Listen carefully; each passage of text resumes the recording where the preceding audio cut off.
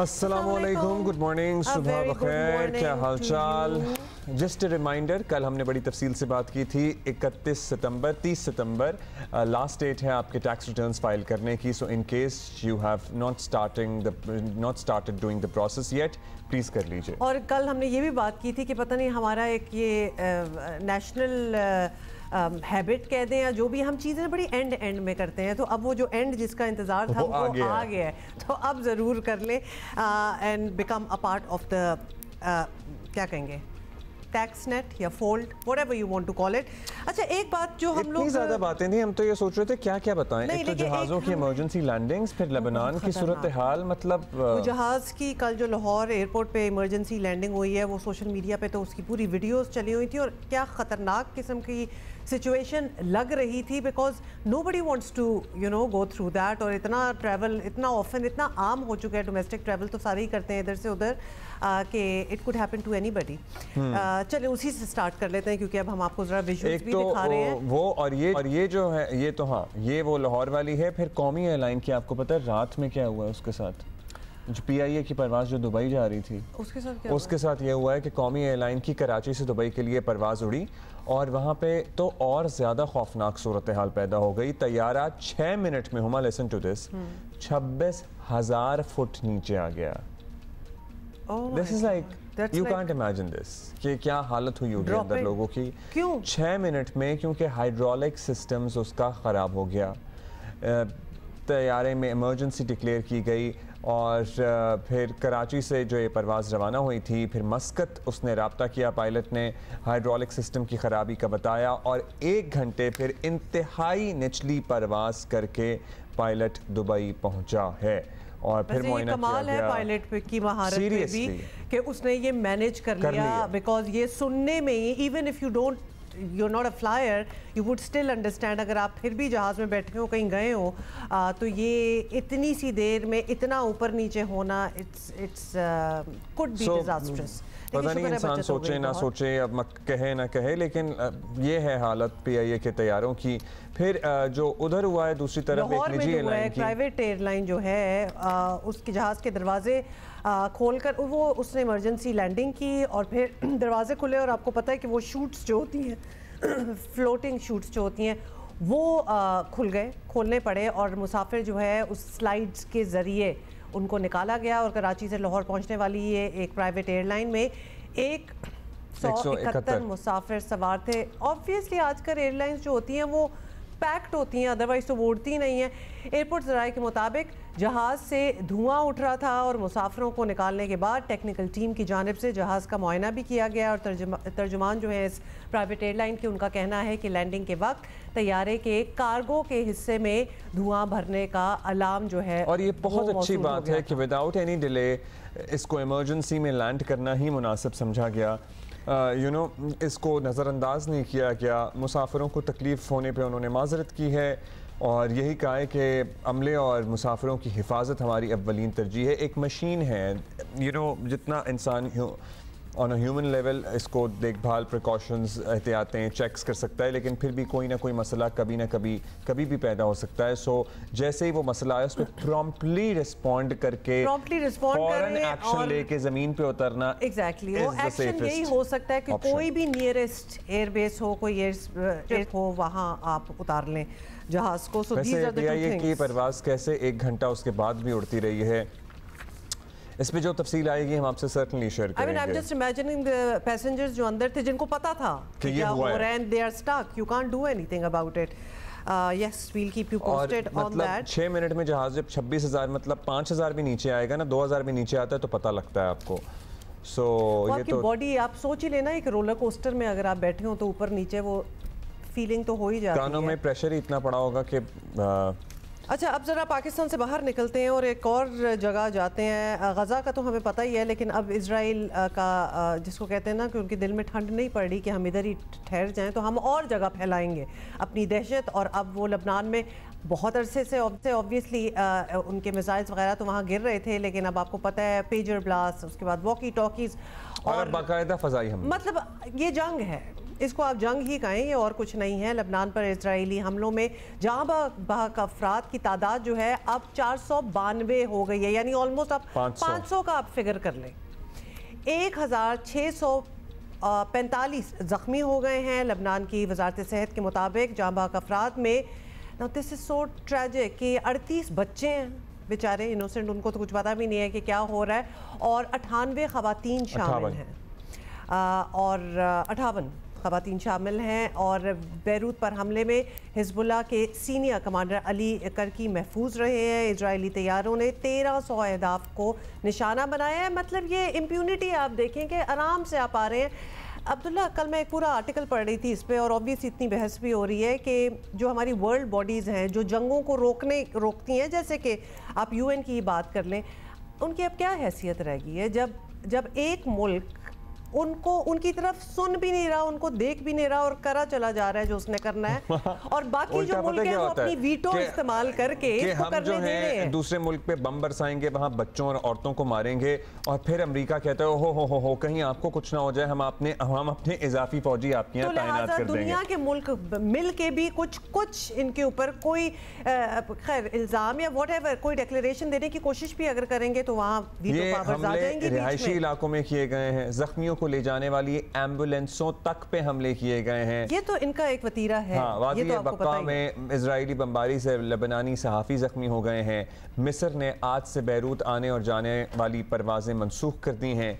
Lebanon में तालीमी इदारे 2 रोज़ के लिए बंद हो गए हैं। हिजबुल्लाह के इजराइल पर जवाबी हमले भी सामने आए हैं।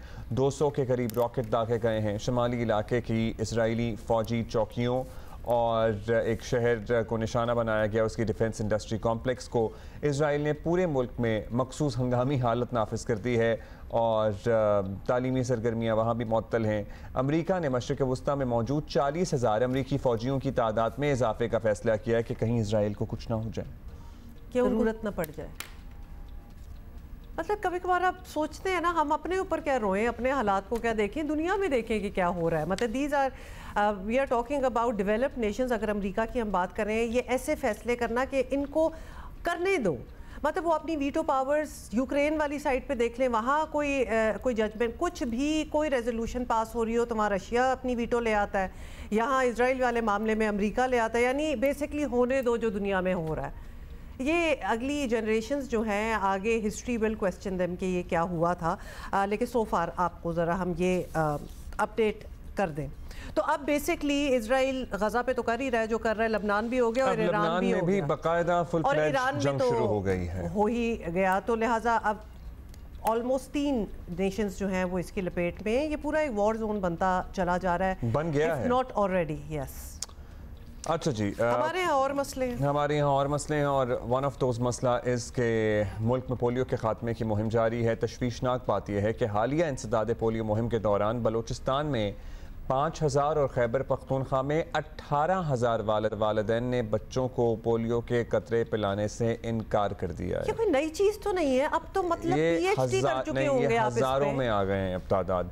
कराची जैसे शहर में भी ऐसे बहुत सारे वालिदैन हैं जो बच्चों को पोलियो के कतरे पिलाने से इनकार कर चुके हैं, और अब ये मामला इस नहज पर पहुंच गया है कि ऐसे अफराद के खिलाफ कानूनी चाराजोई से काम लेना पड़ेगा। कोई अब तो ऑफेंस बनाए इसको, आपके लिए कोई कुछ कर रहा हो, आपकी बेहतरी के लिए कोई कुछ कर रहा हो, और आगे से ये रिएक्शन हो कि निकल जाओ यहाँ से या गोलियां चल जाए। और ये 2 सूबे हैं जहाँ ज़्यादा पोलियो के केसेस सामने आ रहे हैं।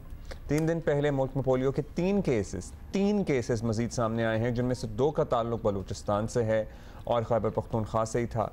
नेशनल EOC के मुताबिक रवां साल मुल्क में पोलियो केसेस की मजमूई तादाद 21 हो गई है। खैबर पख्तूनख्वा में भी आप मत क्या सोचें, आपको बताएं, हम बिल्कुल सिंगल डिजिट्स में और कितना कम हो गए थे, आप देखें 21 तक पहुंच चुके हैं। खैबर पख्तूनख्वा में इंसदाद पोलियो मुहिम के दूसरे मरहले का आगाज़ कल से कर दिया गया है, और इसमें 6,72,000 से ज़्यादा बच्चों को पोलियो से बचाव के कतरे पिलाने का हदफ मुकर्रर किया गया है। अब ये पूरा होगा नहीं होगा, दैट्स अनदर स्टोरी।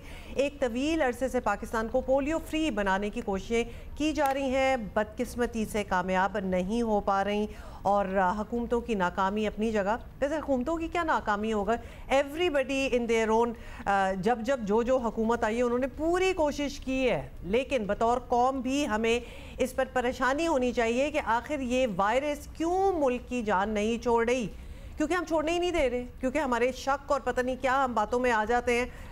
इतने अरसे से ये हो रहा है, पूरी दुनिया में ख़त्म हो गया। अब तक तो हमें पढ़ के मतलब इस पे PhD कर लेनी चाहिए थी, समझ लेना चाहिए था, बट नहीं, कुछ तो हमने करना होता है, तो हमें नहीं अच्छी चीज़ लग रही। ऑब्वियसली नाजुक सूरत हाल हो चुकी है, अगर डबल डिजिट्स में बात जा चुकी है। ऑनेस्टली अगर ये इस तरह अब्दुल्ला, अगर इस तरह ये चीज़ें ना फैलती होती ना, जो नहीं करवा रहे, फिर इंसान का दिल चाहता है नहीं करवाना तो ना करवाओ यार। लेकिन द थिंग इज कि जहाँ पोलियो होता है, जहाँ वायरस आ जाए, तो वहाँ हर कोई उसकी लपेट में। मेरी बात सुने, मतलब हमारे पे अब वो उस नंबर पे आ गए हम कि आलमी पाबंदियाँ लग जाएं, हमारे पे ट्रैवल करने पे पाबंदी लग जाए। मतलब अच्छा लगता है कि हमारे यहाँ 60 साल के लोग जाते हुए एयरपोर्ट पे, एक ज़माने मैंने किया हुआ ये, पोलियो के कतरे इस उम्र में पी के जा रहे हैं। लेकिन किससे पूछ रहे हैं, अच्छा लगता है, हु केयर्स हियर। मतलब पहले हमारे माशाल्लाह गदागरों ने जो नाम रोशन किया है सऊदी अरेबिया में, मतलब दुबई में, अतराफ में, मिडिल ईस्ट है, वो आपको वीज़ा ही नहीं दे रहे, वो वाकई नहीं दे रहे बाय द वे, और यही वजूहात है। अच्छा जी, पोलियो पे वापस आ जाते हैं। वज़ीर आज़म की फोकल पर्सन बराए इंसदाद पोलियो सेनेटर आयशा रज़ा फ़ारूक साहिबा हमारे साथ मौजूद हैं, उनसे बात करते हैं। आयशा साहिबा, इस साल पाकिस्तान में पोलियो के जितने केसेस सामने आ रहे हैं, हालिया मुहिम उतनी ही अहम थी। इनफैक्ट हम भी कितना ज़ोर देते रहे, सारा मीडिया, आप लोग कोशिश करते रहे, टारगेट्स क्या थे आपके और हुक्काम क्या उसके करीब करीब पहुँचे? क्योंकि जो हम तक खबरें पहुँच रही हैं, they are not very encouraging. जी, जो हमने मुहिम सितंबर की चलाई है, ये पाकिस्तान के 115 अजला में चलाई गई थी, जिसका हदफ था कि हम 3 करोड़ 30 लाख 5 साल से कम बच्चों को पोलियो के कतरे पिलाएंगे। और आई थिंक जनूबी KP के अजला के अलावा बाकी मुल्क के जिन अजला में ये मुहिम चलाई गई है वो सेटिस्फैक्ट्री रहे हैं, हमने अपने अहदाफ जो हैं वो पूरे किए हैं। अलबत्ता इस मुहिम में हमारा ख्याल था कि हम अफगानिस्तान के साथ इस मुहिम को सिंक्रोनाइज करके इकट्ठे चलाएंगे। इस पे हमारा अफगानिस्तान के नेशनल इमरजेंसी ऑपरेशन सेंटर के साथ मीटिंग में ये तय भी हुआ था, लेकिन अनफॉर्चुनेटली अफगानिस्तान ने लास्ट मिनट पे उनको ये कैंपेन जो है वो कैंसिल करना पड़ा। तो हम उम्मीद करते हैं कि आगे जाके, चूंकि पोलियो वायरस इन दोनों मुल्क में इकट्ठा यकजा तौर पे टैकल करने की जरूरत है, तो हम चाहेंगे कि आगे जाके हम ये सिंक्रोनाइजेशन को बेहतर बना सके। लेकिन हम मुतमईन हैं कि इतनी देर बाद जो एक लार्ज स्केल का कैंपेन हमारे मुल्क में चलाया गया है, एक नई हिकमत अमली के बाद, वो काफ़ी सेटिस्फैक्ट्री रहा है। ये कितना मुश्किल हो गया है अब टू मेक श्योर कि हर बच्चा पाकिस्तान में जो है वो पोलियो के कतरे ज़रूर उसको पिलाए जाए। आयशा साहिबा, thank you for waiting for us. अब आयशा साहिबा, वैसे तो हमें रीजंस पता ही हैं, लेकिन फिर भी आपसे पूछ लेते हैं कि पाकिस्तान में इस साल पोलियो के केसेस सामने आने की रफ्तार बढ़ने की बुनियादी वजह आपको क्या नज़र आ रही है? ये वायरस इस तरह फैल कैसे रहा है? क्योंकि लोग रिफ्यूज़ कर रहे हैं बच्चों को कतरे पिलाने से। जी, एक तो ये वायरस एकदम से नहीं फैला। पिछले 1-2 साल की अगर आप वायरस एपिडेमियोलॉजी देखें तो जो हम माहौलियाती नमूने इकट्ठे करते हैं और जो हमें कवरेज नजर आ रहा था, क्वालिटी ऑफ कैंपेन्स जो चले थे, उससे ये जाहिर हो रहा था, अंदेशा यकीनी तौर पे था कि बच्चों की जो कुव्वत मुदाफ़ियत का जो गैप है, इम्यूनिटी गैप जो है वो बढ़ रहा है। और उसकी मुख्तलिफ वजूहात थी, जैसा कि मैंने आपको कहा कि जो पिछले 1-2 सालों में कैंपेन्स चलाए गए हैं उनमें कवरेज जो था वो तसल्ली बख्श नहीं था, कैंपेन्स की क्वालिटी अच्छी नहीं थी, जो हमारे डिमांड बेस्ड रिफ्यूज़ल बढ़ रहे थे, जो कम्युनिटीज़ थी वो पोलियो की वजह से नहीं बट उनकी और डिमांड्स थी कि जी साफ पीने का पानी मिले, सड़क बनाई जाए, ये बढ़ रहे थे। तो हमारी जो हर 5 साल से कम बच्चे तक जो पहुंच थी, रसाई थी, वो अफेक्ट हुई थी। तो ये over a period of time, ये जब इम्यूनिटी गैप बढ़ा है तो फिर एकदम से आके जब वो इस लेवल पे बढ़ गया है कि अब उस वायरस के जरिए बच्चे जो हैं वो पोलियो का शिकार हो रहे हैं। लेकिन इसके लिए हमने हाल ही में जुलाई और अगस्त प्रोग्राम का असर नौ जायजा लिया है और प्राइम मिनिस्टर शहबाज शरीफ के साथ की सरबराही में उनके साथ मिलकर, सूबाई हुकूमतों के साथ मिलकर एक मजबूत हिकमत अमली बनाई है, जिसकी पहली कड़ी ये सितंबर का कैंपेन था। और आगे जाके हमने 2 और कैंपेन्स अक्टूबर और दिसंबर में इस साल चलाने हैं और हमारी ख्वाहिश है और उम्मीद है कि अगर हम इन कैंपेन्स में हर 5 साल से कम बच्चे अहदाफ के मुताबिक वैक्सीनेट कर पाएंगे तो हम इंशाल्लाह जल्द पाकिस्तान से इस वायरस का खात्मा कर सकेंगे।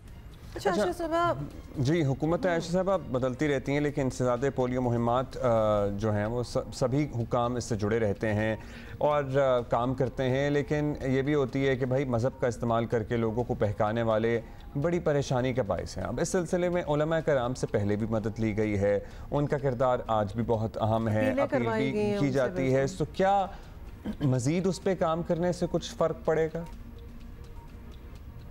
देखिए, ये जो रिलीजियस बेस्ड रिफ्यूजल की आपने बात की है, एक टाइम था बहुत साल पहले जब ये बाकी प्रोग्राम के लिए बहुत बड़ा चैलेंज था, लेकिन इस वक्त अगर आप रिफ्यूजल्स या चैलेंजेस देखें, उनमें ऐसे मजहबी रिफ्यूजल्स जो हैं वो काफ़ी हद तक कम हो गए हैं और हम बहुत से लोकल सतह पर जो रिलीजियस उलमा हैं वो प्रोग्राम के साथ बड़ी स्ट्रांगली काम कर रहे हैं। हमारी जो एक एडवाइजरी ग्रुप है रिलीजियस स्कॉलर्स की, उसके अंदर वो हमारे साथ हैं, हमारी टीम का हिस्सा है। और इस वक्त ज्यादा मसला उन फैमिलीज में से आ रहा है जो बच्चों को घरों के अंदर छुपाती हैं।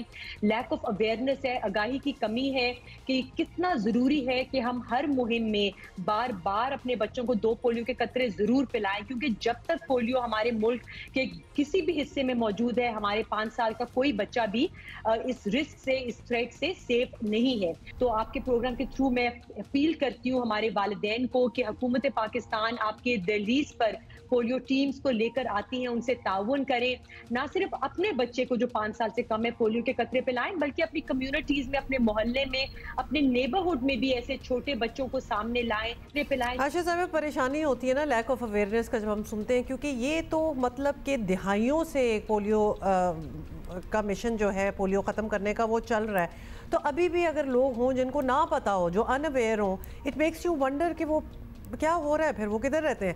खैर, इन एनी केस ये बताएं कि अब हम ऑब्वियसली सबका मिशन तो यही है कि पोलियो का मुकम्मल खात्मा हो, पाकिस्तान इस मर्ज से, इस वायरस से बिल्कुल पाक हो जाए। आपके ख्याल में कितना वक्त लगेगा? क्योंकि हर साल हमें लगता है हम बिल्कुल अब ख़त्म होने वाले हैं और अगले साल ये बिल्कुल चीज़ ख़त्म हो चुकी होगी और फिर केसेस निकल आते हैं जैसे इस साल 21 अक्टूबर में हम एक नेशनल कैंपेन कर रहे हैं जो हर अजला में पाकिस्तान में चलाया जाएगा और फिर एक दिसंबर में होगा। तो अगर हम इन कैंपेन्स के जरिए और फिर अगले साल की 6 महीने में हम दिसंबर में दोबारा असेस करेंगे कि कितने कैंपेन्स चलाना, मुहिम चलाना ज़रूरी है, और अगर हर मुहिम में हम प्लान और हदफ के मुताबिक हर 5 साल से कम बच्चे को पोलियो के कतरे पिलाने में कामयाब इंशाल्लाह हो जाते हैं, तो हम साल में जून 2025 में हमारा टारगेट है कि हम पोलियो की इंटरप्शन कर सकेंगे, इसका खात्मा कर सकेंगे।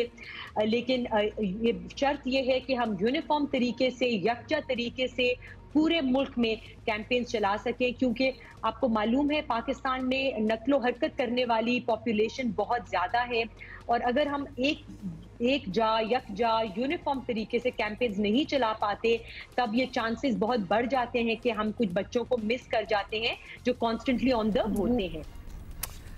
बहुत शुक्रिया आयशा रज़ा फारूक साहिबा, thank you for speaking to us. और हमारी भी बड़ी कोशिश है और हम तो इस कोशिश में लगे हुए हैं कि जितने ज़्यादा से ज़्यादा लोगों को अवेयरनेस पहुँचे, जहाँ जिस कोने खुदरे में पाकिस्तान के आप हमें देख रहे हैं या हमें भी ना देख रहे हो, every channel, every show almost is at least mentioning it कि ये जरूर कर लें please, we are the only ones left in the world. इश्तिहार और इन मुश्किलात से लोग गुजर कर, मतलब रेडियो पे इस पे बात हो रही है, इंटरनेट पे आप देख लें, टीवी पे देख लें। हम वाहिद मुल्क, शायद 2 मुल्क रह गए हैं दुनिया में, अफगानिस्तान और हम, जहाँ पोलियो है अभी भी। सैलाब हो, आफतें हों, बारिशें हों, बर्फ हो, ये लोग पहुँचते हैं जान हथेली पे रख, literally for you, for us, for our future, yes. for our children, हमारे बच्चों के लिए प्लीज इनके साथ ताउन करें। एक मामला बहुत अहम है और सुप्रीम कोर्ट ने मखसूस नशिस्तों के केस का तफसीली फैसला जारी कर दिया है। आपको पता है कि वैसे तो फैसला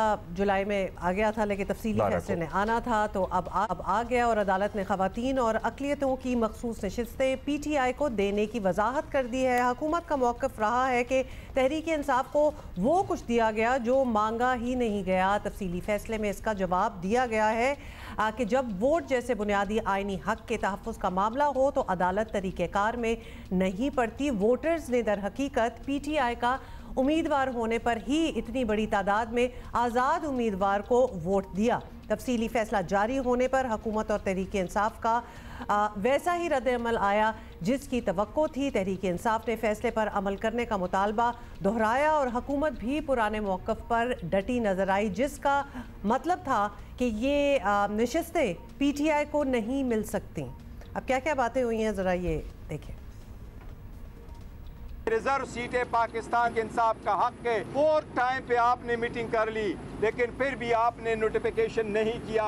अब जबकि सुप्रीम कोर्ट ने डिटेल रीज़न दिए, आपके किरदार पे, आपके अमल पे उन्होंने एक सवालिया निशान उठाया है। इसलिए हम भरपूर मुतालबा करते इलेक्शन कमीशन से कि फिल-4 38 हमारे बाकी मानदा MNA के फिल-4 नोटिफिकेशन किया जाए। बाहर कैफ ये अदालती फैसला है। आपने कहा कि अब फ्यूचर क्या है। मैंने जो बात की है कि इबहाम अभी वहीं का वहीं है कि इस वक्त जो मुल्की कानून है उसके मुताबिक जो आज़ाद उम्मीदवारान कंसिडर किए गए हैं वो सुन्नी इत्तेहाद काउंसिल को नहीं छोड़ सकते, क्योंकि उनका जो वो एक्शन है वो इर्रिवर्सिबल है। तो ये इशू जो है ये अभी तक हायल है। बार कैफ इलेक्शन कमीशन ऑफ पाकिस्तान एक आइनी इदारा है, उन्होंने भी जो हल्फ लिया है वो हल्फ ये कहता है कि उन्होंने आइन और कानून के मुताबिक अपनी जिम्मेदारी अंजाम देनी है। अच्छा जी, आपको बताएं कि चंद दिन पहले स्पीकर कौमी असम्बली और पंजाब असम्बली इलेक्शन कमीशन को ख़त लिखकर मखसूस नशिस्तें जारी करने की दरख्वास्त कर चुके हैं। 20 सितंबर को कौमी असम्बली सेक्रेटेरिएट की जानिब से जारी की गई नई पार्टी पोजीशन में तहरीक इंसाफ का नाम तक शामिल नहीं। 80 अरकान को सुन्नी इत्तेहाद काउंसिल ही का लिखा गया है। हालांकि सुप्रीम कोर्ट अपने मुख्तसर फैसले में तहरीक इंसाफ को सियासी जमात करार दे चुकी है और ये वाज़े इशारे हैं कि हुकूमत सुप्रीम कोर्ट के फैसले पर अमल के लिए बज़ाहिर आमादा नहीं। दूसरी तरफ इलेक्शन कमीशन भी अदालती फैसले के बजाय आइन और कानून पर अमल की बात कर रहा है। इलेक्शन एक्ट में तरमीम के बाद किसी सियासी जमात से वाबस्तगी का इकरारनामा तब्दील नहीं किया जा सकता।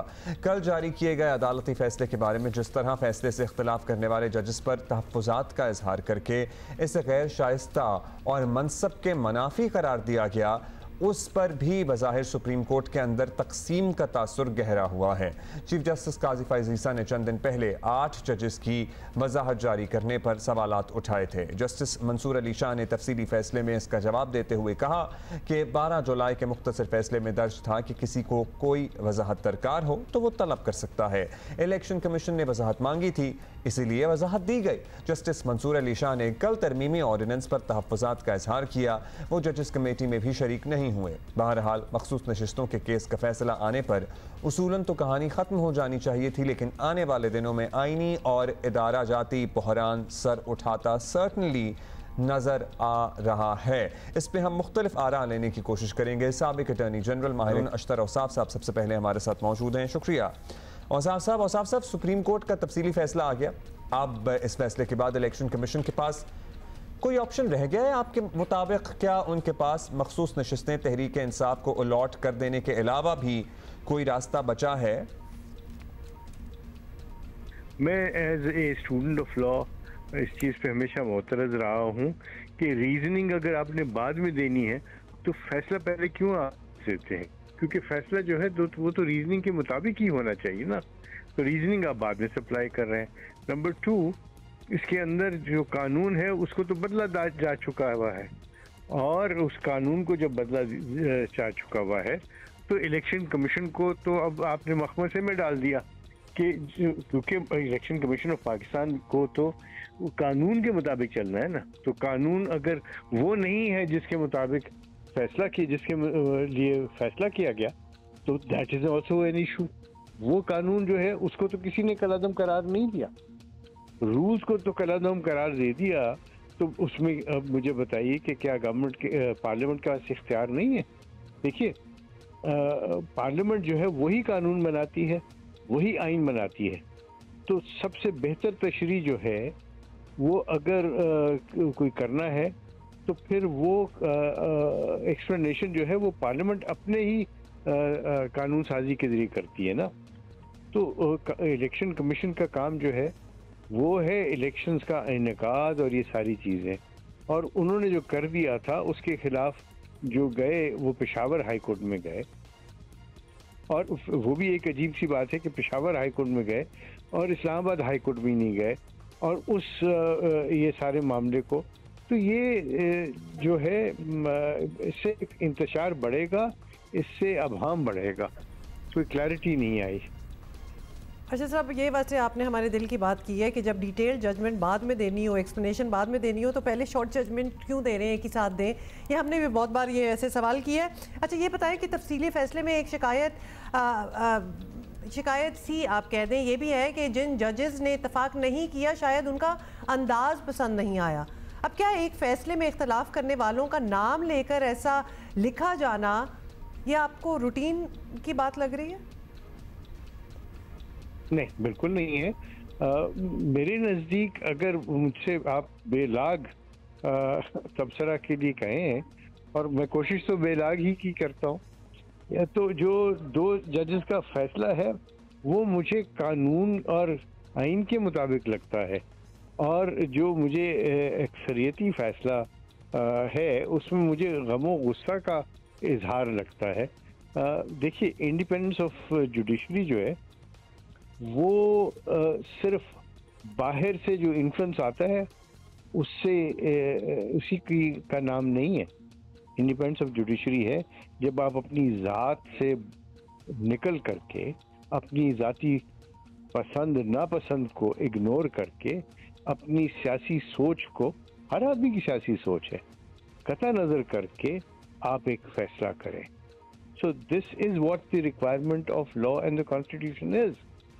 तो मुझे ये जो तफसीली फैसला है, this is more of a political decision than unfortunately a legal decision.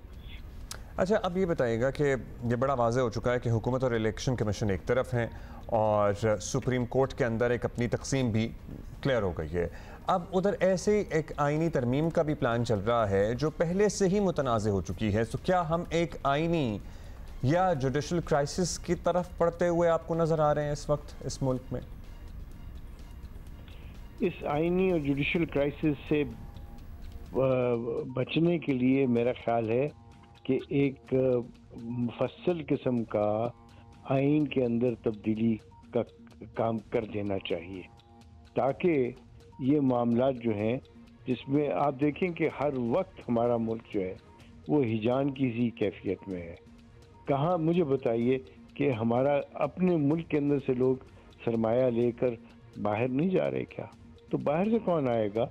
जब आप वो देखते हैं कि जी कंटेनर्स खड़े हैं, जब देखते हैं कि सुप्रीम कोर्ट जिसके पास आप जाएंगे उसमें तकसीम है, हाई कोर्ट के अंदर जजेस जो हैं वो पूरे नहीं हैं, तो मेरा ख्याल है वक्त आ गया है कि हम सब ठंडे दिल से इस मामले को देखें, सारी जमातें इकट्ठी हों, एक राउंड टेबल करें और आइन के अंदर मस्बत तब्दीलियां लेके आएँ जिनके दूरस नताइज हों, ना कि शॉर्ट टर्म के अंदर एक दूसरे को नीचा दिखाने की बात की जाए।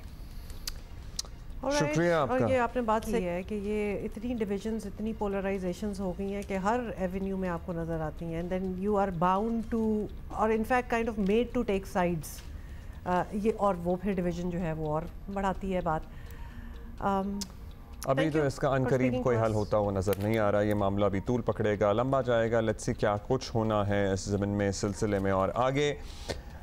लेकिन चीज़ें अभी से जैसे कहते हैं ना, आसार नज़र आना शुरू हो गए हैं। अच्छा जी, अब जरा बात कर लेते हैं FPR की तरफ से टैक्स पेयर्स को कभी नसीहत आमेज पैगाम आते हैं, तो कभी धमकी आमेज, नसीहत आमेज नहीं हो, तो कभी वार्निंग्स भी आती है ना, उसमें आप धमकी डाल लें तो वार्निंग्स भी आ रही होती हैं। तो अब नया प्लान सामने आया है कि टैक्स दहंदगान पर सालाना 3 करोड़ रुपए से ज़्यादा कैश निकालने पर पाबंदी लग सकती है। जो दहंदगान है उन्हीं पे और बाकी जो करना है करते रहें। जिन फाइलर्स की 1 करोड़ रुपए से ज़्यादा की आमदनी है वो कार ख़रीद सकते हैं, लेकिन प्लॉट ख़रीदने या सिक्योरिटीज़ और म्यूचुअल फंड्स में सरमायाकारी से पहले FPR को वजाहत देना होगी। चीज़ें लिस्ट सुने आप। और FPR के सीनियर हुकाम के मुताबिक नॉन फाइलर्स के गिर्द भी घेरा जो है वो तंग किया जा रहा है। अभी हम सुनते आ रहे हैं, पता नहीं कैसे हो रहा है, लेकिन सुन लें, 1 अक्टूबर से लाखों नॉन फाइलर्स को हतमी टैक्स नोटिस जारी किए जाएंगे, टैक्स नोटिस जारी किए जाएंगे। नॉन फाइलर्स के बैरून मुल्क जाने पर पाबंदी लग सकती है। मोबाइल सिम्स, बिजली और गैस के कनेक्शन मुनक़ता करने की हिकमत अमली भी तैयार की गई है। यही नहीं, नॉन फाइलर्स गाड़ी समेत किसी किस्म की प्रॉपर्टी भी खरीदो फरोख्त नहीं कर सकेंगे। टैक्स कलेक्शन में बेहतरी के लिए FBR के नए प्लान में बातें तो बहुत अच्छी हैं, लेकिन अब भी मसला वही है, अमल दरामद कौन कराएगा? जो नॉन फाइलर हैं वो नॉन फाइलर ही रहेंगे, इम्प्लीमेंटेशन वो नॉन फाइलर ही रहेंगे। आई am sorry to say, I mean not that we want to spread any negativity, लेकिन हम ये सुनते आ रहे हैं, सालों से सुनते आ रहे हैं, नई बातें नहीं है कि सिम बंद हो जाएगा तो ये नहीं आप खरीद सकते, तो ये डिक्लेयर करना होगा। होता क्या है? तो अब ये रेपिटेशन चल रही है। I am sorry, we don't see it happening. अच्छा जी, सीनियर सहाफ़ी शहबाज राना हमारे साथ हैं, हमारे साथ मौजूद हैं। शहबाज, बताइएगा, अब कोई सीक्रेट नहीं है कि हुकूमत को टैक्स जमा करने में बहुत ही मुश्किल पेश आ रही है, टारगेट्स पूरे होते नजर नहीं आ रहे हैं। आपकी रिपोर्ट के मुताबिक FBR कोई नया प्लान लाया है या इस मरतबा क्या मुख्तलिफ होने जा रहा है?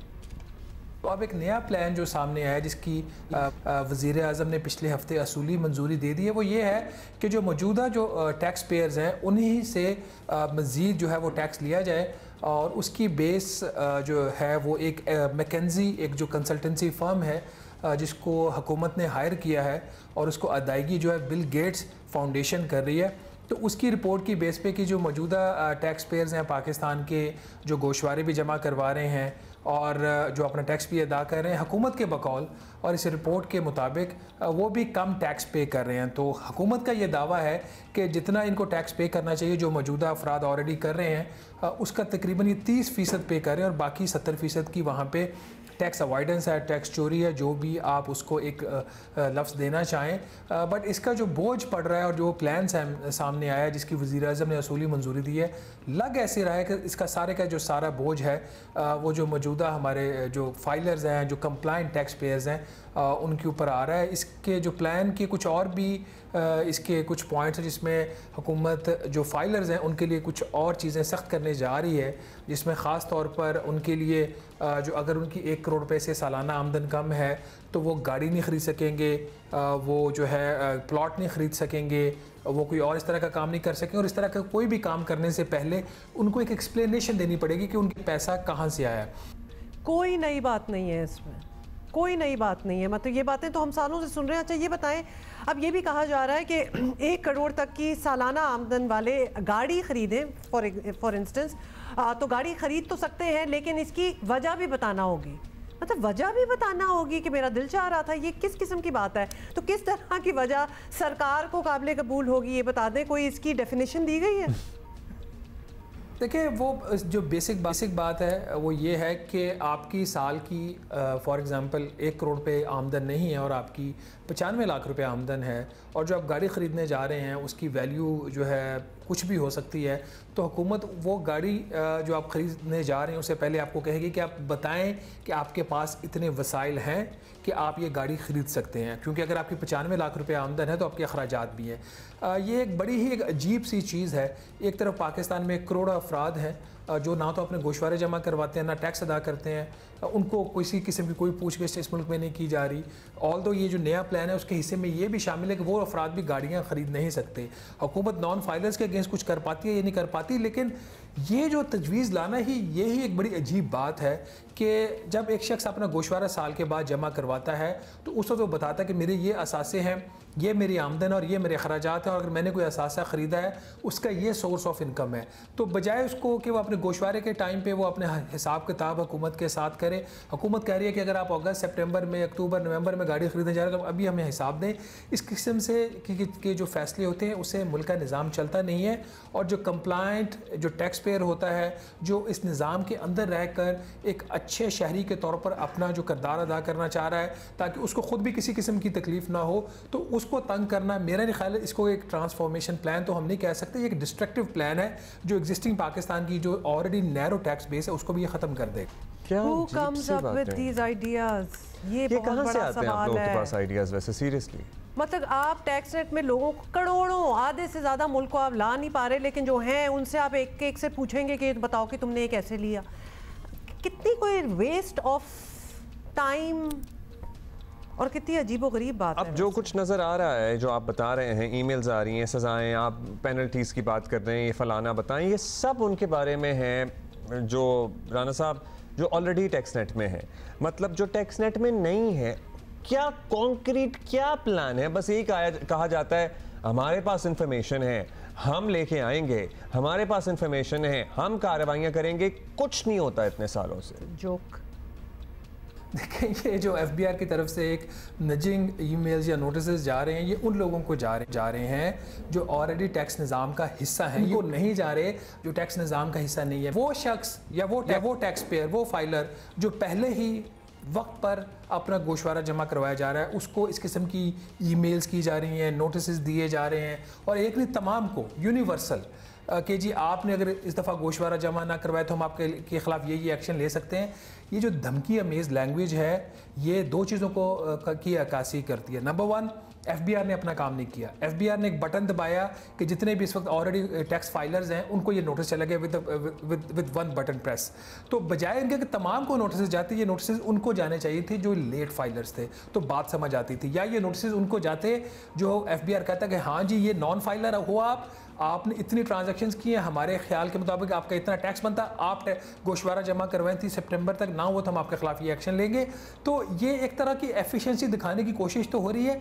इस तरह की एफिशिएंसी का फाइलर के जहन के ऊपर जो नेगेटिव असर पड़ रहा है। जो नॉन फाइलर्स उनको तो परवाह ही नहीं है उनके लिए, तो बल्कि उनकी सहूलत के लिए हुकूमत ने एक और लेट फाइलर की कैटेगरी भी बजट में इंट्रोड्यूस करवा दिया है। तो ये एक ऐसा पाकिस्तान है जिसमें जो कंप्लाइंट टैक्स पेयर है, जो कानून को फॉलो करना चाह रहा है, जो एक tax law abiding tax paying citizen है, उसको तंग किया जा रहा है, और नॉन फाइलर्स को डराया तो जा रहा है, लेकिन सहूलियत भी दी जा रही है। Thank you Shahbaz Rana, thank you so much. हम इसके ऊपर कुछ कहना चाह रहे हैं लेकिन हम नहीं कह सकते बिकॉज की मतलब समझ नहीं आती कि ये इधर हो क्या रहा है। अच्छा, लेकिन किसी और बात पे बात कर लेते हैं। जैसे कि आपको बता दें कि पाकिस्तान वुमेन्स क्रिकेट टीम जो है ICC T20 वर्ल्ड कप में शिरकत के लिए दुबई पहुंच गई है। मेगा इवेंट में पाकिस्तान टीम अपना पहला मैच 3 अक्टूबर जब स्टार्ट ही हो रहा है श्रीलंका के अगेंस्ट खेलेगी, और 6 अक्टूबर को इंडिया के अगेंस्ट खेलेगी अपना दूसरा मैच। जनाब, I am looking forward to this because इस पर अभी जो यहाँ हुआ था अगेंस्ट रीसेंट जो थे साउथ अफ्रीका के, वो बहुत अच्छे मैचेस थे, और वहाँ उससे अपनी लड़कियों की स्ट्रेंथ भी नजर आई, स्ट्रेंथ और फॉर्म और जज्बा, और you know there is a lot to look forward to. एक वो फिजिकल और मेंटल स्ट्रेंथ का लेवल भी पता लगता है। और मैं तो एक बात बताऊं, मतलब मेंस क्रिकेट तो हम देख ही रहे हैं, लेकिन विमेंस को देख के थोड़ी सी उम्मीद आई कि there is something that we can hope for. I am sorry, men's cricket को देख के हमें खौफ ही आ रहा होता है कि मतलब थोड़ी सी बेइज्जती सी हो जाएगी, लेकिन लड़कियों के साथ I don't know, I am hopeful.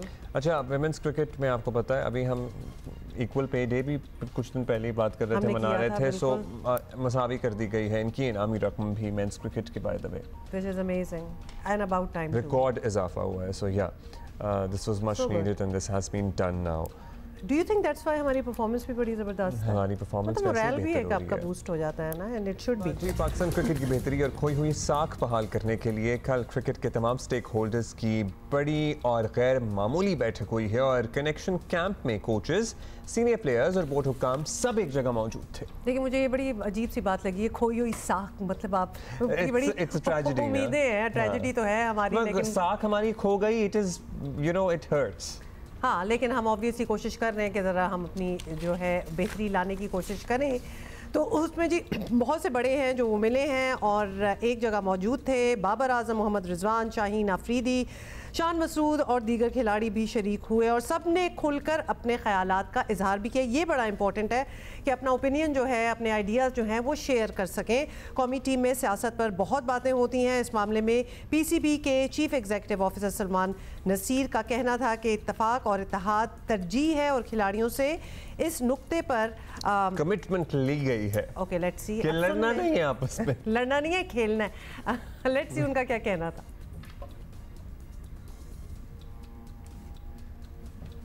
सो अब लेट्स सी कि ये जो कमिटमेंट ली, वैसे क्या वक्त आ गया है कि हमें खिलाड़ियों से कमिटमेंट लेना पड़ रही है कि आपने आपस में इत्तेहाद से रहना है, आपने ब्रदरहुड दिखानी है, आपने स्पोर्ट्समैन। हम इसको एक आइसोलेटेड चीज को उठा रहे हैं, ठीक है, और भी बातें हुई होंगी। अच्छा, ज़राए के मुताबिक खिलाड़ियों ने कोचेस से वर्कलोड मैनेजमेंट सिलेक्शन की वाज़ेह पॉलिसी पर गुफ्तगू की है। वो कहते हैं जी हमें बताएं आप, कोचेस और पीसीबी ऑफिशियल्स ने टीम वर्क और इत्तेहाद के मुतालिक खिलाड़ियों को ब्रीफिंग दी है। खिलाड़ियों को कप्तान को भरपूर सपोर्ट करने की हिदायत की गई है।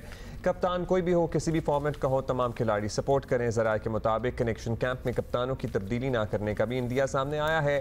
व्हाइट बुल स्कॉट के हेड कोच कैरी क्रिस्टन ने कहा कि वो 12 रोज से चैंपियंस वनडे कप देख रहे हैं। खुशी है, मुल्क में टैलेंट नजर आ रहा है। रेड बॉल कोच जेसन गिलिप्सी का कहना था कि कनेक्शन कैंप में सबने खुलकर अपनी राय का इजहार किया, जो बहुत अच्छी बात है। पाकिस्तान क्रिकेट यकीनन मुश्किल हालात से दो चार है और इस तरह की कोशिशें की जाएंगी तो उसके रिजल्ट्स भी सामने आएंगे। अब्दुल माजिद भट्टी साहब हमारे साथ हैं। भट्टी साहब, हम थोड़े से कंफ्यूज इस वजह से हैं कि क्या ये एक मौका या फिर एक एनवायरनमेंट फराहम किया गया था जहां जो कुछ कहना चाहता है वो कह दे, और अगर ऐसा ही था तो इससे पहले क्यों नहीं हो रहा था ऐसा?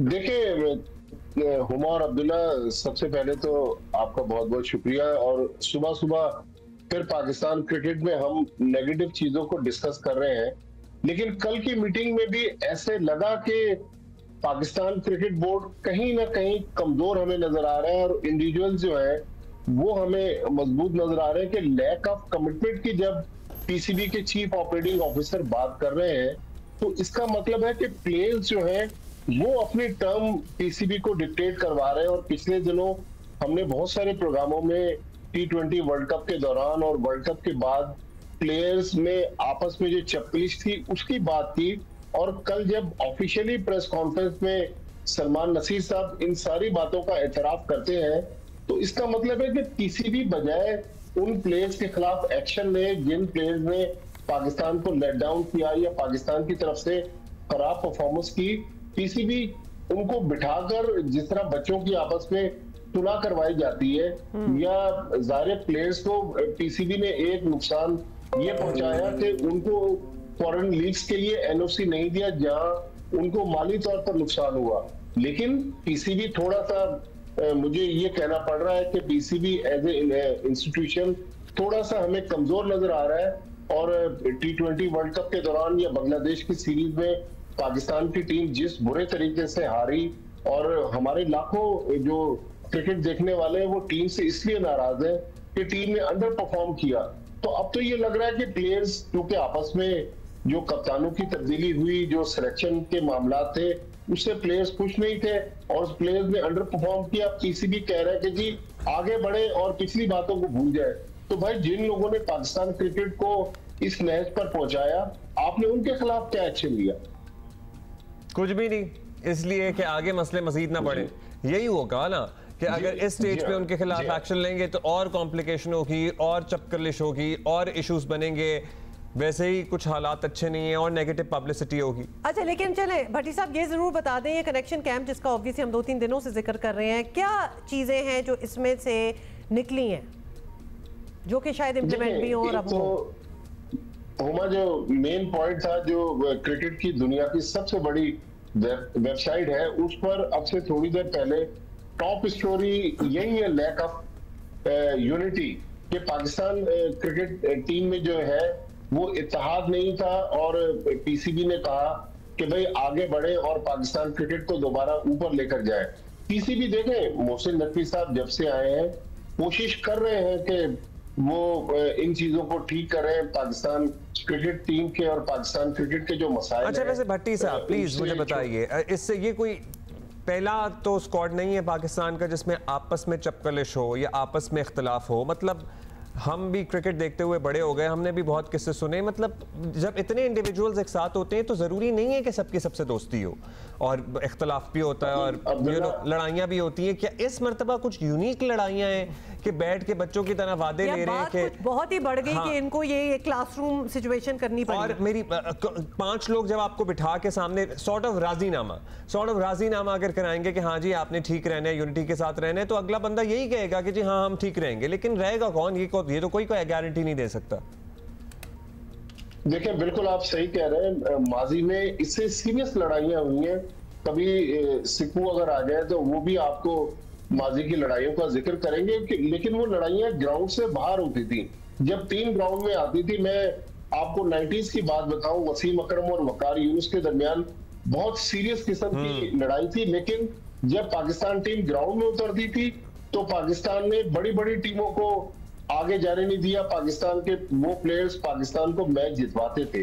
लेकिन रिसेंटली पिछले 7-8 महीने में जिस तरह हमने शाहीन शाह को कप्तान बनाया, फिर शाहीन शाह को कप्तानी से हटाया, बाबर आजम को कप्तानी से हटाया, फिर दोबारा उनको व्हाइट बॉल को कप्तानी दी, तो मेरा ख्याल में प्लेयर्स इन सारी बातों से नाराज थे और प्लेयर्स ने आपस में भी कोऑपरेशन नहीं किया। बल्कि मैंने एक आपके पिछले प्रोग्राम में भी बताया था कि बाज बड़े प्लेयर्स की आपस में टॉकिंग टर्म्स जो थी वो नहीं थी।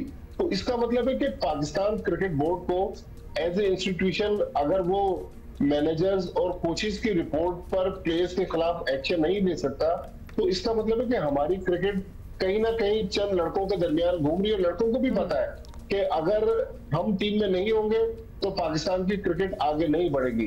तो मेरे ख्याल में जब इदारा कमजोर हो जाए, इंफरादी तौर पर प्लेयर्स मजबूत हो जाए, तो फिर तो पाकिस्तान क्रिकेट का अल्लाह ही हाफिज है।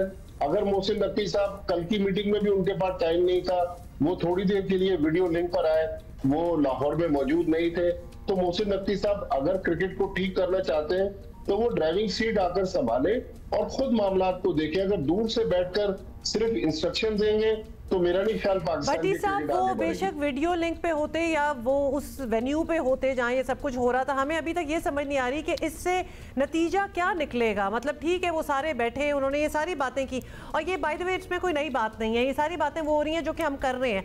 वर्ल्ड कप से पहले ही नज़र आ गया था कि हमारी टीम जो है उसमें कोई कोहिजन नहीं है और एक एनिमोसिटी, एक वो एटमॉस्फेयर जो है वो बिल्कुल अच्छा साजगार नहीं है।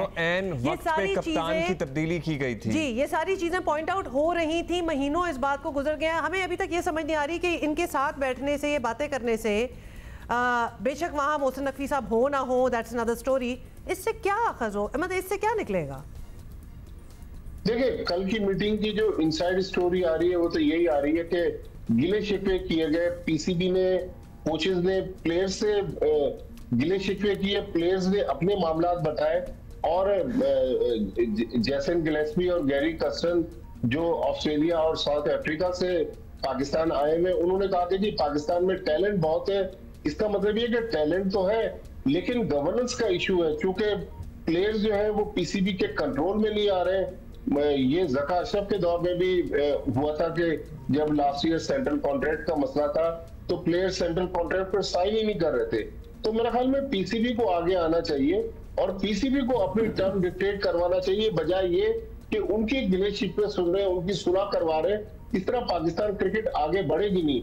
अगर पाकिस्तान टीम के कोचेज और मैनेजर अपनी रिपोर्ट में लिख रहे हैं कि फला प्लेयर ने डिसिप्लिन की वायलेशन की है, तो फिर पीसीबी ने उन प्लेयर्स के खिलाफ एक्शन क्यों नहीं लिया? तो इसका मतलब है कि प्लेयर मजबूत हो रहे हैं और पीसीबी कमजोर है, इसलिए प्लेयर जो है वो पीसीबी के कंट्रोल में नहीं आ रहे। तो मेरे ख्याल में हमारे पास टैलेंट है, हमारी क्रिकेट अभी भी आगे जा सकती है, लेकिन गवर्नेंस का इशू है। जब तक प्लेयर्स के खिलाफ सख्त एक्शन नहीं लेंगे। फिर प्लेयर्स ने एक और बात की, उन्होंने कहा कि पीसीबी का जो डोमेस्टिक और इंटरनेशनल क्रिकेट डिपार्टमेंट है, इंटरनेशनल क्रिकेट डिपार्टमेंट वो है जहां से प्लेयर्स को एनओसी मिलती है। उन्होंने कहा कि जी वहां भी हमारे साथ अच्छा सलूक नहीं किया जा रहा, वहां भी लैक ऑफ कोऑर्डिनेशन है। तो बेसिकली प्लेयर्स और पीसीबी एक पेज पर नहीं है। तो मेरे ख्याल में पाकिस्तान क्रिकेट को अगर हमने आगे लेके जाना है, इसकी गिरी हुई साख को बहाल करना है, तो फिर एक आध तो हमें सख्त फैसले लेने होंगे। अब क्या बाबर आजम अगर व्हाइट बॉल में दोबारा कप्तानी करते हैं तो शाहीन शाह आफरीदी जिनको कप्तानी से हटाया गया, इस मीटिंग से तो ये लगा कि शाहीन शाह आफरीदी पीसीबी के उस फैसले से खुश नहीं थे, तो क्या अब वो कोऑपरेट करेंगे? ये तो बहुत बड़ा सवाल है। पाकिस्तान क्रिकेट को आगे अगर लेकर जाना है मोहसिन नकवी साहब ने, तो फिर एक दो प्लेयर्स के खिलाफ तो एक्शन लेना होगा। सिर्फ बैठ के सुलह करा देने से मेरे ख्याल में मामला ठीक नहीं होंगे।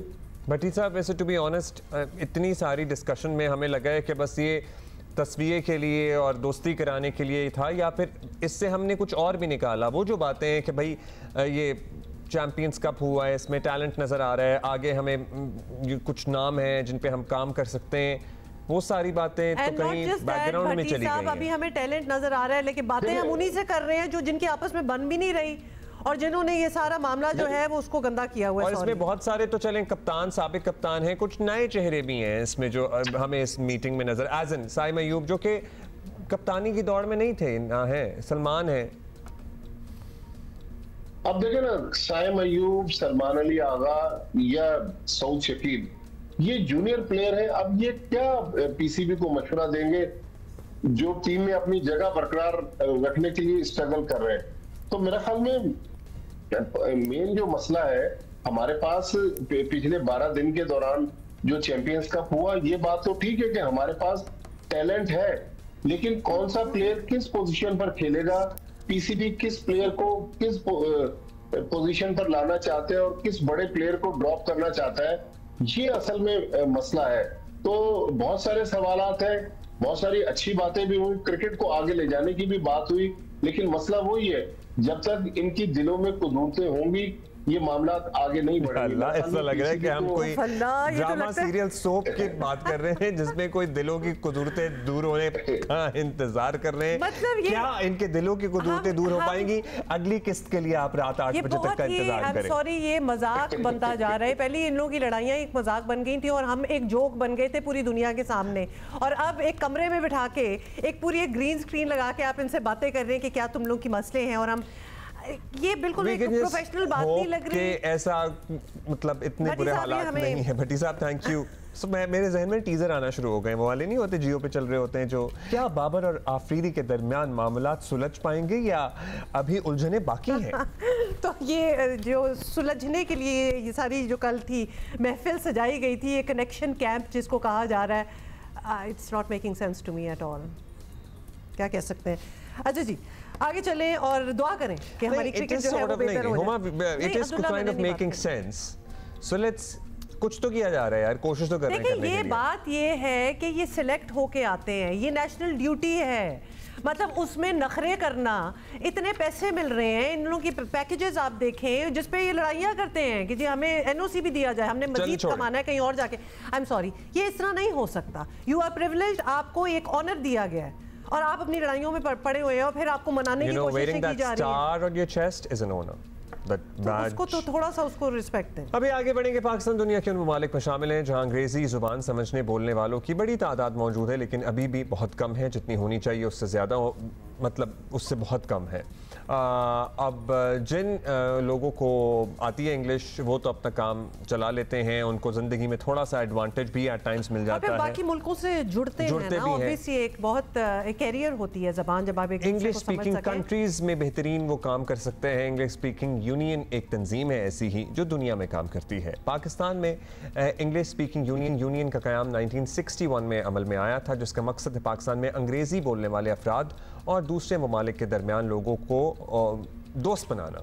अब सिर्फ ये दोस्ती है, अभी हम दोस्ती की बात करते हैं ना पीसीबी के मामलात में भी, आपने इधर भी दोस्ती डाल दी है। The scope of work is larger than this, उसका क्या मकासद हैं, what does it actually do, ये जानने के लिए हमारे साथ मौजूद हैं माइल्स यंग जो कि ग्लोब हैं इंग्लिश स्पीकिंग यूनियन के। Good morning, Miles. Good morning. It's great to have you. Welcome to our Very nice to be here. Likewise. All right. So, what is the actual scope of work of ESU? We know that it has been working for decades now. Yeah. What has it achieved so far, and what are your plans for the future? More than decades, because it was founded after the First World War as a reaction to the violence and the horror of the war, and it was had the aim of getting people who spoke English to communicate with each other, to meet with each other, and to develop bonds of friendship with each other. So the aim is really that, through the medium of the English language, to encourage friendship links, people-to-people links, not state-to-state links. But within that, we do an awful lot more. So one of our main objectives is to help people learn how to speak. Now, your profession is speaking, yes? But there are a lot of kids who grow up and they do not know how to speak. You mean speak in English? Speak in English, yes, okay. Yes, yeah, in English, yes. And it's a kind of disability. So we talk about literacy, reading, we talk about numeracy, numbers, but oracy the art of speaking is not well recognized in many syllabuses around the world. So that's one of the things that we do, is to take oracy programs into schools that can't afford to do that themselves. Okay. Encourage those kids to gain confidence, and we do it mainly through the medium of debate.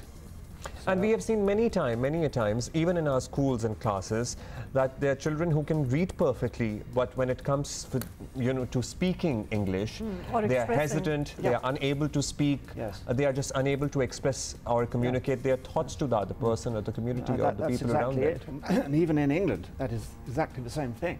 So I work. They would understand and they would read, but they cannot speak. They don't have the confidence to express their point of view. So you can train people to do that, and you do that through debate. All right. Yes. And so originally it was a kind of debating union, and debates are still an important part of what we do. So we have an international debating competition. Kids from Pakistan go to London actually to participate in the finals. And throughout that sort of tiering of debating, from schools up to regional finals, up to national finals, up to international. All right, so we have to translate all of this conversation a bit to our audiences. A little bit, so that आप लोगों को समझ आ जाए कि ये क्या कह रहे हैं. अब ये बता रहे हैं कि ये इंग्लिश स्पीकिंग यूनियन का काम ये है, बेसिक काम ये है कि ये लोगों को जोड़ें एक दूसरे के साथ, और वो सबसे बेहतरीन कैसे हो सकता है, ज़बान. जब एक दूसरे की ज़बान समझेंगे, जिसमें इन्होंने इंग्लिश को तरजीह दी है क्योंकि ऑब्वियसली बहुत से लोग जो हैं दुनिया में वो अंग्रेज़ी बोलते हैं, तो उस तरह एक दूसरे को मिलाया जाए और ज़्यादा सीख आप बेहतर सकते हैं, बोलने का एक कॉन्फिडेंस आप में आ सकता है अगर आप डिबेट करें. तो debate is one way of going about it. तकरीरें जिसे हम कहते हैं, मुबाहिसा, तकरीर, मुबाहिसा, you know, and this is extempore and parliamentary style of debating. I'm more interested in knowing that I can understand people if you're talking about England, and that is, English is their basic language. So even if they are struggling to speak or to command an audience or something, that might be a problem of confidence in speaking. But here in Pakistan, English is not the first language. So they might have that confidence in Urdu or whatever their regional language might be, but maybe there's more to why they might not be able to communicate in English. Well, I think it's a question of how you communicate, isn't it? And so we're not just teaching people speaking skills. We're teaching them how to argue, how to express a point of view, how to present themselves in public, and how to disagree, and how to disagree politely. Well, that's very holistic. And not yell at each other. So one of the things that we notice, particularly since the arrival of social media, is that people do shout a lot and they don't listen a lot. So I've always thought that we should be called the English Listening Union, because part of what we do is to teach people how to listen. But interestingly enough, our newest markets are places like Mongolia, Kazakhstan. They have never had any tradition of speaking English at all. But what is of interest to those kids is they're entering into some kind of global community. It's not a replacement for their national language in any way whatsoever. Is there still a thought in these countries, or there are countries in the world who don't think that it is necessary or it is important to speak or be able to speak English? Well, I think there's one example. Sri Lanka in the 1960s stopped English speaking in schools, and of any kind. And I think that was a great mistake. So it put that country back a bit, and they're having to make up now for the lost time. So it was more difficult for them to enter into the global economy. And I think that if you go around here, I can see all the signboards saying learn English, learn English, learn English. Kids want to learn English because they want to be part of a global community as well as their national community. How long has English Speaking Union been present in Pakistan? Since, I think it's been present since the 1960s, but I may stand to be corrected by my colleague. And I have to say that it's our best branch. Tell us more about it. So what are the activities? Your national energy. All right. Okay. Yes. We understand that very well. And your can-do spirit. That's what is all. Lovely. But what are the activities that usually take place? Well, there are activities at different levels. So at the top level, it's networking and very important. People from the elite, I suppose, and then it goes down and down and down, and at the bottom it is activities in schools, because it's schools where we start. So you go to private schools, you go to government schools. Yeah. Well, one of the things we're doing at the moment is looking at the move from confidence to resilience, and in Pakistan we have a very interesting pilot project with the ESU and Queen Mary's College, London, which is using drama as a means of encouraging kids to express themselves and to learn confidence. and that will go into the poorest schools in the poorest parts of the country. So it's capacity building, really. The language is just the medium. Right.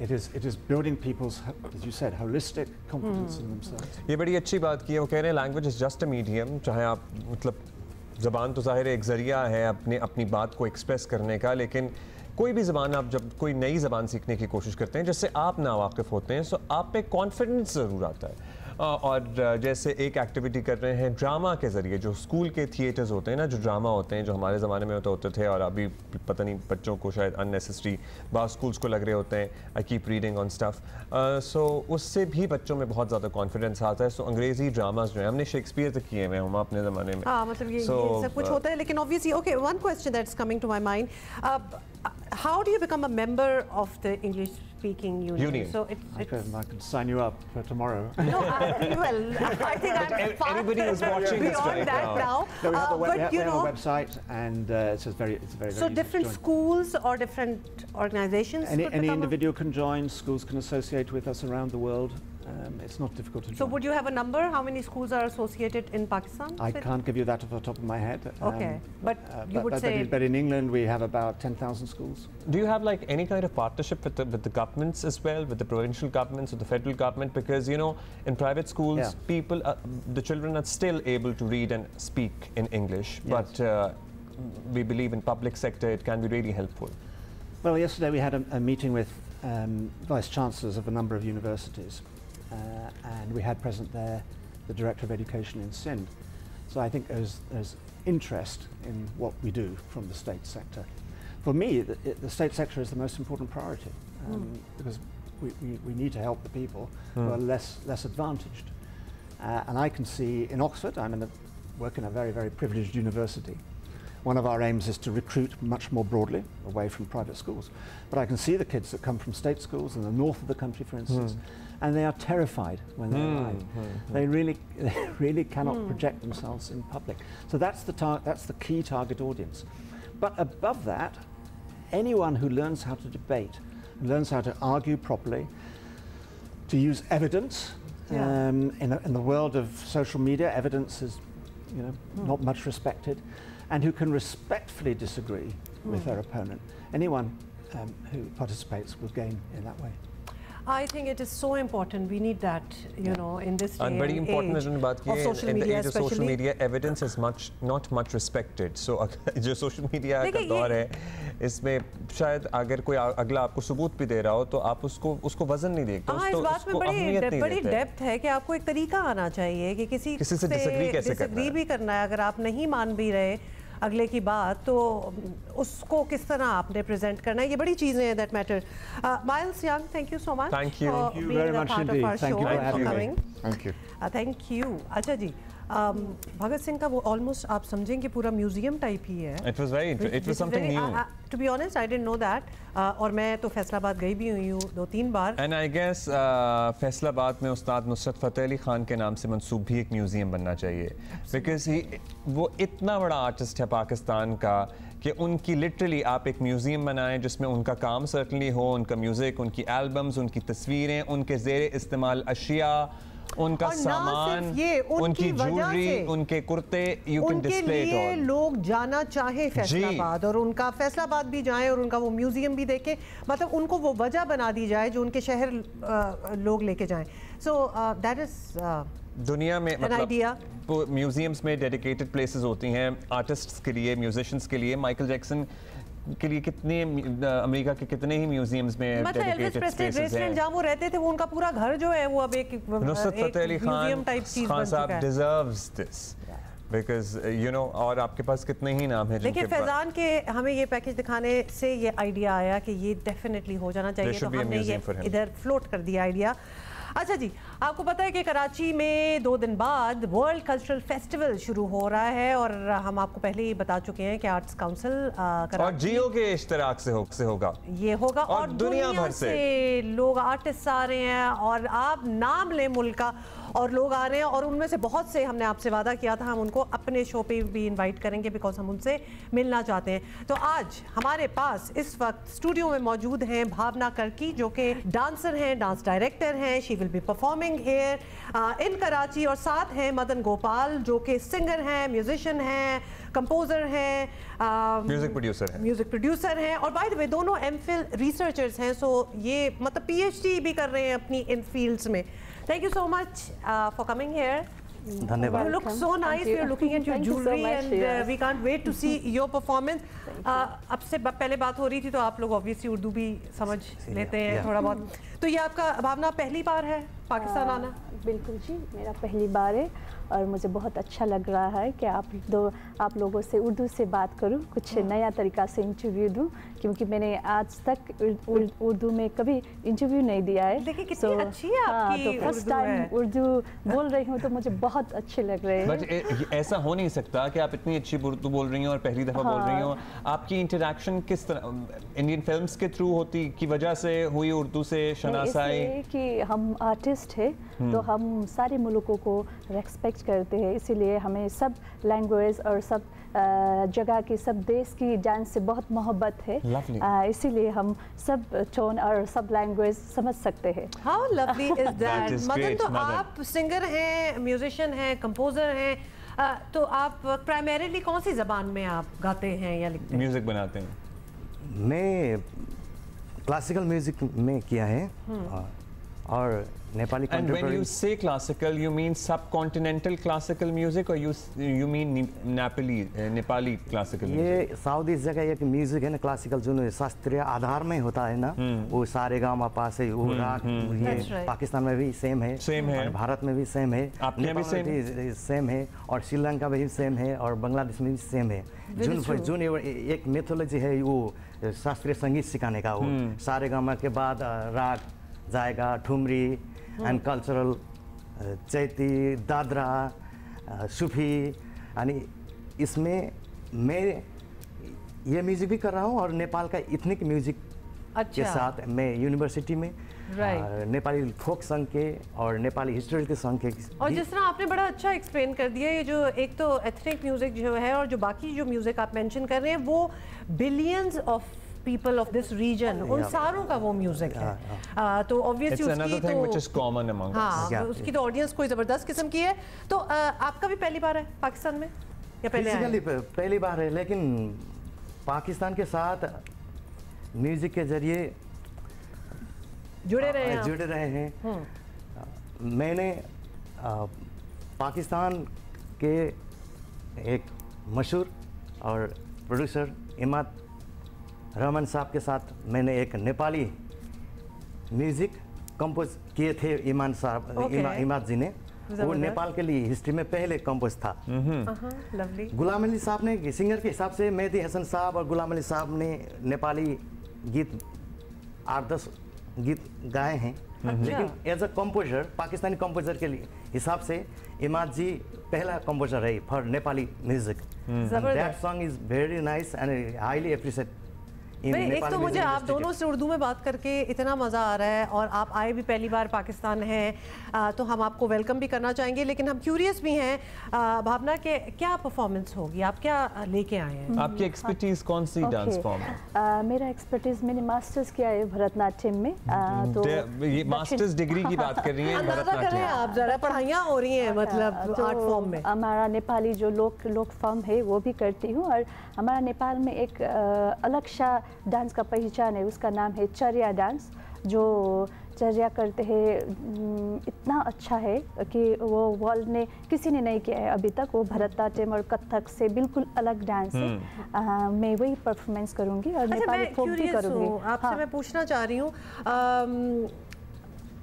Dance of course आप अच्छी हैं, आप करती हैं और आपने over the years बहुत जगहों पे परफॉर्म किया, आप और बेहतर होती गई। मतलब पढ़ाई इन डांस का क्या मकसद होता है, पीएचडी तक पहुंच जाना? ऐसा होता है कि जो प्रैक्टिकल होता है और प्रैक्टिकल करने से जो डांस का जो रूह होता है वो मालूम नहीं होता है।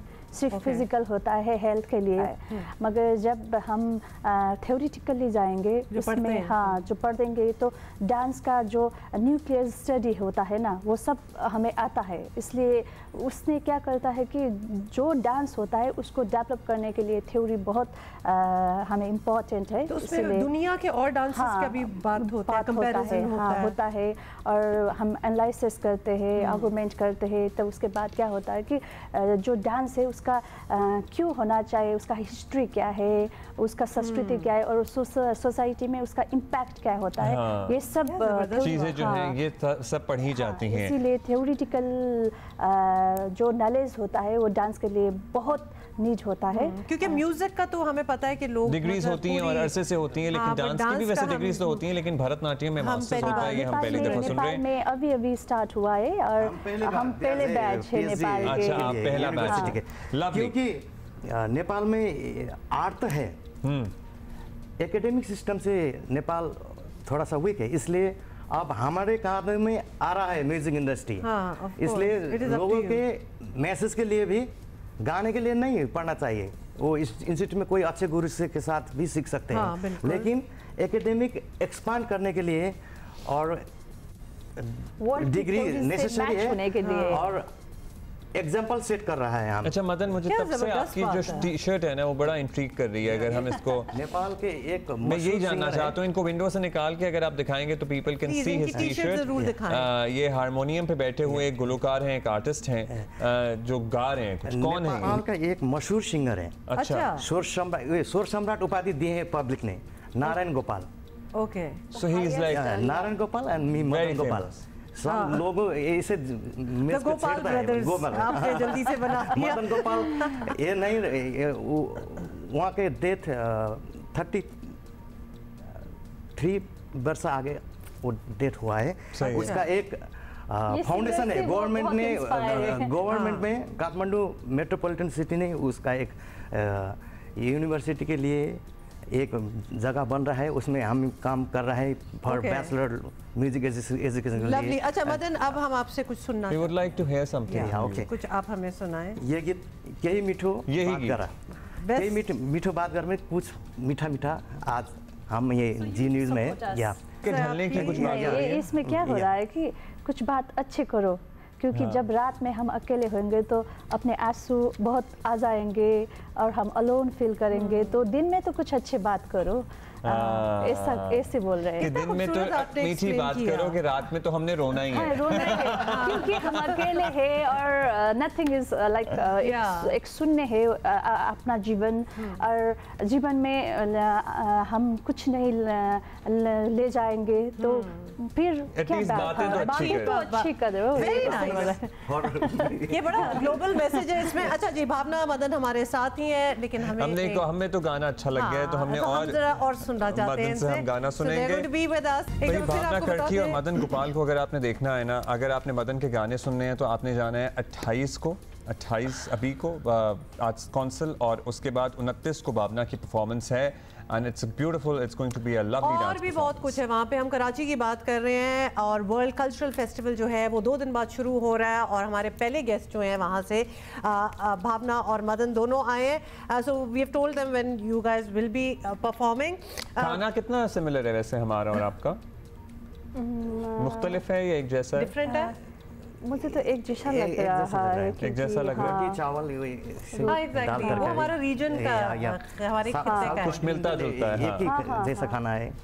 लेकिन आप और आर्टिस्ट वगैरह से जब आप पाकिस्तान पहली बार आए भी नहीं थे तो कोई कोलैबोरेशन, कोई बातचीत थी या बिल्कुल ही नहीं? बिल्कुल नहीं है और बिल्कुल न्यू एक्सपीरियंस हो रहा है हमको। आपके लिए नया। और मैंने तो काम किया था पाकिस्तानी म्यूजिशियन इमाद रहमान साहब के साथ 8-10 सॉन्ग्स। अच्छा किया है। चले आप अब बहुत ज़्यादा दोस्तियाँ करके इंशाल्लाह जाएंगी। लकीली मेरे फर्स्ट दोस्त आप लोग बन रहे हैं। मैं आप लोगों से फर्स्ट मीट कर रही हूँ। ओह ज़बरदस्त। बिकॉज़ ये लोग बिल्कुल कल ही आए। हाँ, थैंक यू। अच्छा, मदन ने हमें वादा किया था कि वो कुछ हमें पाकिस्तानी भी we have guest coming to Pakistan और उनको ये गाना आता हो तो हमारा दिल खुश हो जाता है। Thank you so much Bhavna and Madan and best of luck for your performance. Alright, तो इनको आप देख सकते हैं 28 और 29 को, और हमें तो आप कल ही मिल सकते हैं। Have a good day. Bye.